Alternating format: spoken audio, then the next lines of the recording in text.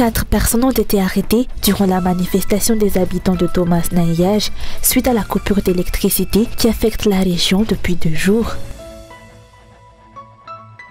Les agents de la Société municipale d'assainissement ont manifesté aujourd'hui dans plusieurs quartiers d'Antananarivo en répandant dans les rues les déchets qu'ils avaient collectés dans le cadre de leur travail.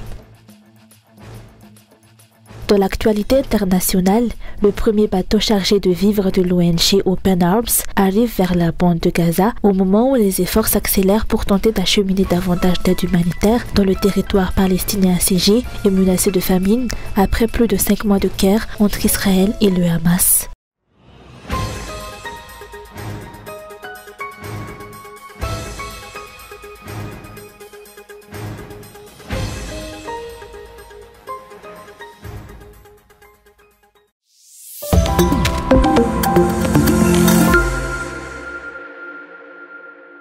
Les agents de la SMA, ou Société municipale d'assainissement, ont manifesté aujourd'hui dans plusieurs quartiers d'Antananarivo en répandant dans les rues des déchets qu'ils avaient collectés dans le cadre de leur travail. Ces actions se sont déroulées notamment à Kadjamambi, Peourisk et à Boutflos-Warano. Selon leurs explications, ce mécontentement découle du fait qu'ils n'ont pas encore perçu leur salaire. La manifestation a démarré à Kadjamambi.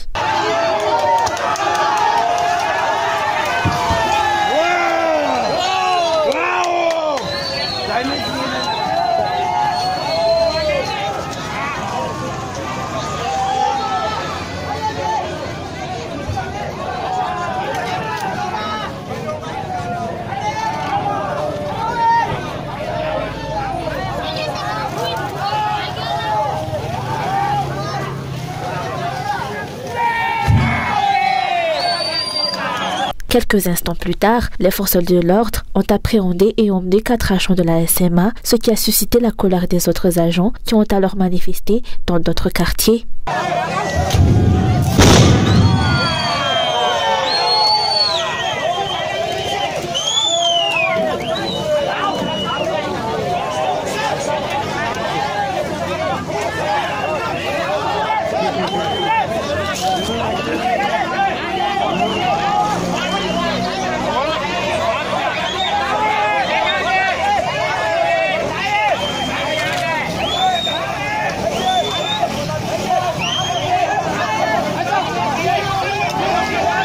Cette situation liée aux déchets dans la capitale Antananarivo ne diffère pas de ce qui s'est passé avec la loi sur le viol. En effet, malgré l'instauration de la loi sur la castration, les cas de viol ont connu une recrudescence. De manière similaire, les 10 jours prévus pour nettoyer Antananarivo se sont terminés aujourd'hui et pourtant, les agents du SMA ont répandu les déchets dans les rues en raison de l'absence de paiement de leur salaire.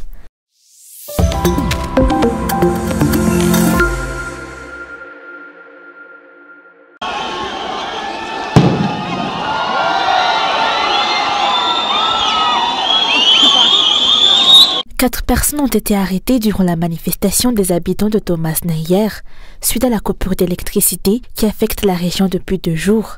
En effet, vers 19 h, les résidents d'Aboulmadink ont commencé à manifester leur mécontentement en sifflant et se sont ensuite rassemblés en masse le long de la route nationale numéro 2. Les habitants ont brûlé des pneus pour bloquer la route aux abords du marché d'Aboulmadink, puis progressivement jusqu'à l'écart Saint-Paul-Mangarivj. Les résidents des environs du boulevard d'Andouvrando ont également manifesté depuis le Tchandir d'Akirij jusqu'à proximité de la Croix-Rouge Tanambao 5. Ceux qui se trouvaient aux alentours de la nouvelle route Tanambao 5 ont également coupé la circulation en brûlant des pneus à travers la rue. À 20 h, des feux et des jets de pierre ont éclaté, accompagnés de cris assourdissants le long de ces 3 rues. Les forces de sécurité, arrivées en premier à Aboulmadink, ont tenté de calmer la situation en engageant des discussions avec les groupes de résidents qui occupaient les rues. Nous devons nous calmer. Il est crucial de continuer à collaborer ensemble. Les réactions impulsives, comme celles-ci, sont destructives. Regardez ces pneus, ils vont endommager les routes et pourraient causer des accidents. La rénovation après de tels incidents est difficile.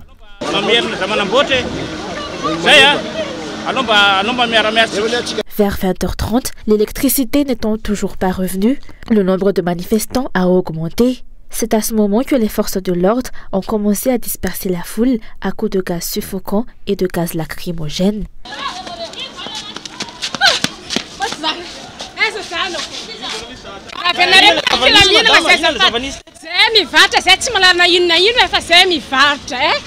Nous sommes de simples commerçants. Nous étions en train de vaquer à nos occupations, mais nous avons été pris dans les échauffourées. Nous sommes en plein désarroi. Nous demandons aux autorités de rétablir l'électricité afin de mettre fin aux manifestations.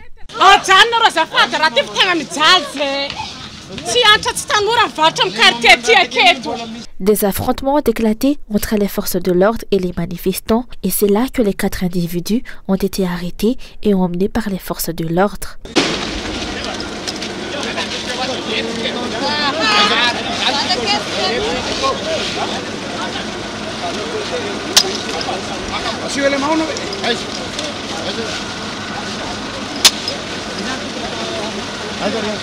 Vers 22h, un autre contingent de forces de l'ordre est arrivé à Boulmadink, accompagné de 2 gros véhicules des services de pompiers, afin de calmer les tensions et d'éteindre les foyers de feu dans les rues.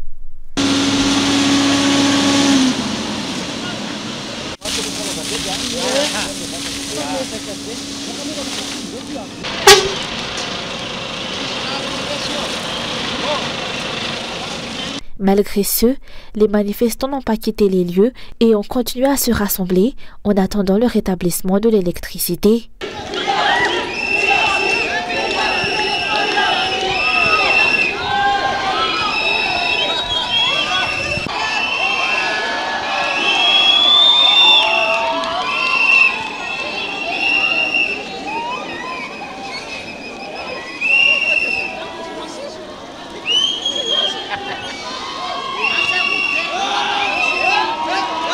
Aux environs de 23h, l'électricité a été progressivement rétablie, donnant la priorité aux zones où les manifestations étaient les plus intenses. Dans quelques Fouktag, le courant n'a été rétabli que le lendemain matin. Le calme est finalement revenu dans les rues vers minuit, lorsque tous les poteaux électriques se sont rallumés.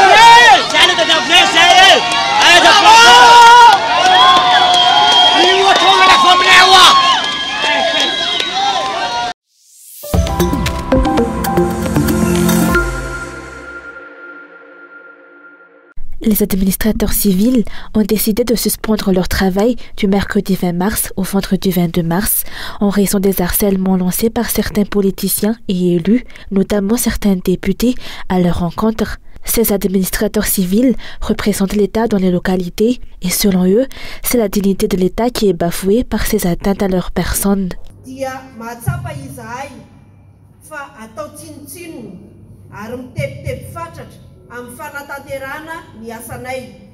Nous constatons que notre travail est négligé et nous sommes profondément inquiets dans l'exercice de nos fonctions, surtout à la lumière des événements suivants, l'emprisonnement de l'ancien président de Touliar, qui a tragiquement perdu la vie en détention, l'emprisonnement de l'ancien chef de district d'Anzourbi, dont l'ombre plane toujours dans les coulisses politiques, l'incarcération de l'ancien préfet de Mazang, qui ressemble davantage à du harcèlement, étant donné qu'il est le seul à avoir été incarcéré, alors que d'autres signataires sont libres. Les appels et les insultes lancés par un député au chef du deuxième district de Mazang, la poursuite, la calomnie et la diffamation du chef du district de Soualal pour des accusations de détournement de mineurs et d'autres crimes montés de toutes pièces. Et enfin, le récent assassinat brutal d'un administrateur civil à la retraite dans la région d'Amourmani. En conséquence, nous avons décidé de prendre les mesures suivantes. Nous exigeons que les appels et les pressions variées exercées sur les administrateurs civils et les représentants de l'État cessent immédiatement. Nous sollicitons également une rencontre avec le président de la République et le Premier ministre afin de discuter de ces préoccupations. De plus, nous suspendrons le travail des représentants de l'État pour examiner les affaires internes qui nous concernent du mercredi 20 mars au vendredi 22 mars.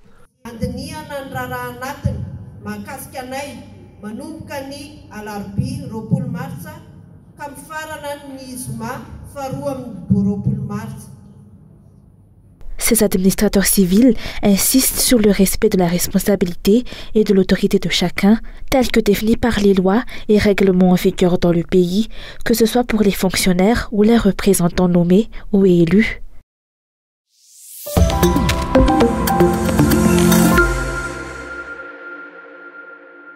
Jusqu'à ce jour, et à seulement 2 mois des élections législatives, la Commission électorale nationale indépendante n'a toujours pas considéré les recommandations de la communauté internationale visant à améliorer le processus électoral dans le pays. Pour ne citer que la révision du code électoral et l'instauration de l'indépendance de la CENI dans l'exercice de ses fonctions, la CENI ne semble toujours pas disposée à tirer des leçons des irrégularités lors de la dernière élection.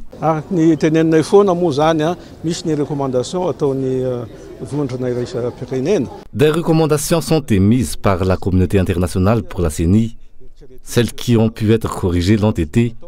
Si des modifications légales sont nécessaires, il incombe aux autorités d'en assumer la responsabilité. Aucune mesure visant à assainir l'environnement électoral dans le pays n'a pas non plus encore été mise en œuvre. Cela comprend notamment la prévention des doublons qui ont été dénoncés par les observateurs électoraux lors de la dernière élection. Il s'agit de suspicion de doublons. En raison de la similitude des noms malgaches, il arrive que le logiciel signale la tort des doublons. Ces cas sont signalés aux Funkuntan respectifs pour vérification afin de déterminer s'il s'agit réellement de doublons ou non. Il n'est pas possible de retirer immédiatement des individus des listes électorales simplement parce qu'ils sont soupçonnés de doublons. Il a été décidé, lors de la séance d'échange avec la CENI aujourd'hui à Alarbi, que la liste issue du RAL 2023-2024 sera utilisée pour les prochaines élections. La CENI a toujours organisé des discussions avec les bailleurs de fonds et les partenaires, mais les résultats de ces échanges n'ont jamais été palpables. L'indifférence affichée par la CENI à l'égard des recommandations suscite des préoccupations parmi les observateurs quant à la possibilité que les prochaines élections soient de nouveau entachées de fraude et de malversation, à l'instar de ce qui s'est produit lors de l'élection présidentielle du 16 novembre 2023. Rappelons qu'outre les partenaires financiers et techniques, de nombreux partis politiques et associations nationales ont également émis des recommandations pour améliorer l'organisation et le déroulement des élections.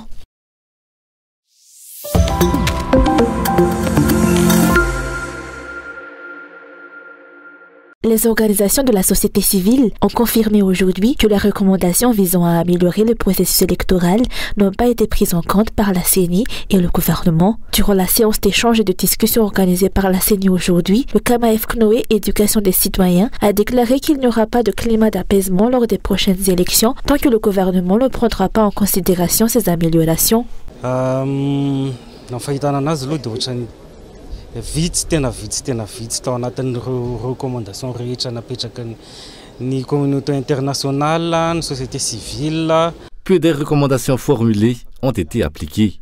Certaines d'entre elles étaient adressées à la CENI, d'autres à l'Assemblée nationale et au gouvernement.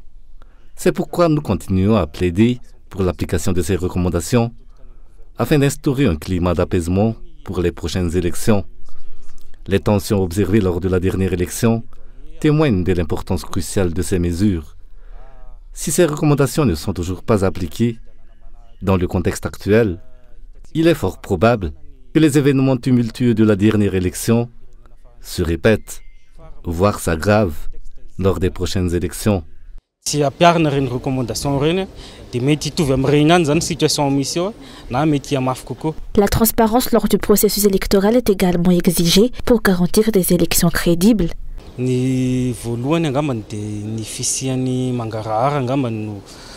La transparence est d'une importance capitale. Malgré les séances d'échange comme celle d'aujourd'hui, il est essentiel que toutes les informations soient partagées avec les acteurs, les candidats et les observateurs électoraux, afin qu'ils puissent se préparer de manière adéquate. De plus, il est impératif d'assurer une formation solide à toutes les branches de la CENI, en particulier au CLRE, étant donné les nombreuses irrégularités observées dans les procès-verbaux. Il est apparu que certaines de ces irrégularités n'étaient pas intentionnelles, mais plutôt le résultat de l'incompétence des membres des bureaux électoraux. Ni membres ni bureau électoral, ni kira ni On ne peut ignorer le fait que de nombreux partis politiques, la communauté internationale et les organisations de la société civile ont déjà exprimé des critiques concernant les irrégularités survenues lors de la préparation des élections à Madagascar. Ces irrégularités persistent malgré les remarques formulées. Les observateurs attendent donc de voir si la CENI et le gouvernement finiront par prendre en compte ces recommandations ou s'ils continueront à les ignorer.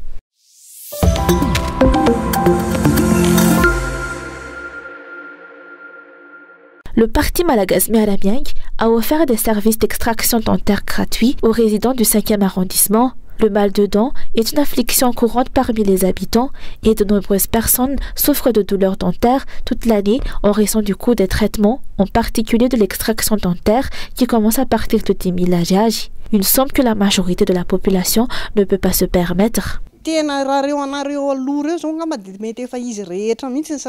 Je pense que toutes mes dents de devant sont endommagées. Si j'allais chez le dentiste, les frais seraient très élevés. Le tarif est d'environ 10 000 AGH par dent. Nous savons que nos dents endommagées doivent être enlevées, mais nous n'avons pas les moyens. J'ai des difficultés à mâcher.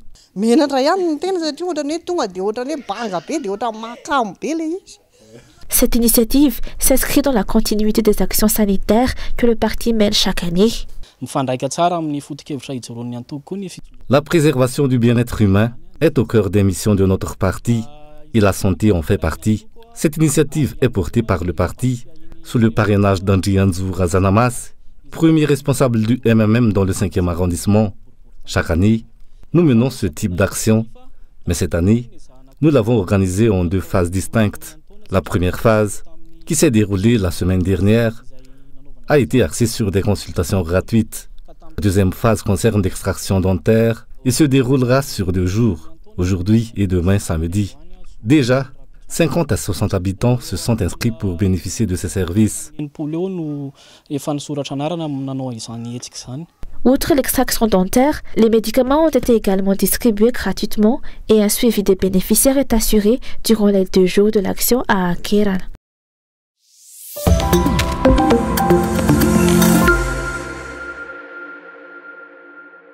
Visible depuis la côte au nord de la bande de Gaza, le navire de l'ONG espagnol Open Arms est attendu avec impatience. Il est chargé de 200 tonnes de vivres à destination des civils gazaouis. Je veux de l'aide pour mes enfants. Je veux qu'ils vivent et ne meurent pas de faim. Tout ce qu'ils mangent, ce sont des plantes sauvages. Il n'y a pas de pain. Il n'y a rien à manger à Gaza. Pourvu que le navire nous apporte de la nourriture, c'est tout ce qu'on demande. Toutes les marchandises ne pourront pas être aussitôt débarquées du navire. Pour cela, une digue de fortune devra être finalisée. Vue du ciel, elle commence à prendre forme. Des blocs de ciment ont déjà commencé à être installés. Alors que l'ONU redoute une famine généralisée dans l'enclave, ce navire espagnol ouvre pour la première fois un couloir maritime depuis Chypre vers la bande de Gaza. Face à l'urgence humanitaire, la communauté internationale souhaite diversifier les voies d'acheminement de l'aide. Certaines ONG comme Amnesty International alertent.